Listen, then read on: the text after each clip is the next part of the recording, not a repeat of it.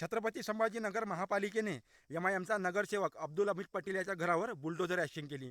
का? कारण त्याने निदा खान हिला आपल्या घरामध्ये आश्रय दिला होता म्हणून. निदा खान कोण? नाशिकच्या TCS प्रकरणामधली मुख्य आरोपी होती निदा खान, जिने 7 हिंदू मुलींचं पूर्णपणे आयुष्य बरबाद केलं. तिला आपल्या घरामध्ये आश्रय दिला म्हणून महाराष्ट्र सरकारने त्याच्यावर बुलडोझर ॲक्शन केली आणि त्याचं घर जमीनदोस्त केलं. आणि त्याचं घर जमीनदोस्त केल्याच्या नंतर जलील रात्री 12च्या नंतर त्या एरियामध्ये पोहोचतो आणि सरळ सरळ प्रशासनाला धमकी देतो आणि म्हणतो, ज्या प्रकारे तुम्ही त्याचं घर पाडलं ते पूर्णपणे अवैध आहे. मतीन का अगर घर गिरेगा तो मैं आपको जबान देकर जा रहा हूं, पूरा हिंदुस्तान देखेगा कि जिस गिरे हुए घर को इन्होंने हुकूमत ने गिराई थी, हम कितना आलीशान घर जो है वो हम बनाकर देंगे. म्हणजे विचार करा, जो व्यक्ती गुन्हेगाराची साथ देतो तो सुद्धा गुन्हेगारच असतो. हे न्यायाच्या कसोटीमध्ये आहे. आता तुम्ही विचार करा, हे लोक गुन्हेगाराचा सुद्धा साथ द्यायला मागे पुढे विचार करत नाही.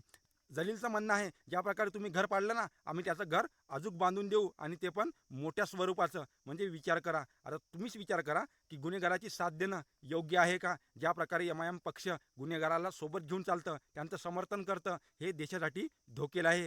हे निश्चितच एक दिवस तुम्हाला समजेल एमआयएम पक्ष काय करतो आणि त्यांची विचारधारा काय आहे. जय शिवराय, जय श्रीराम, हर हर महादेव.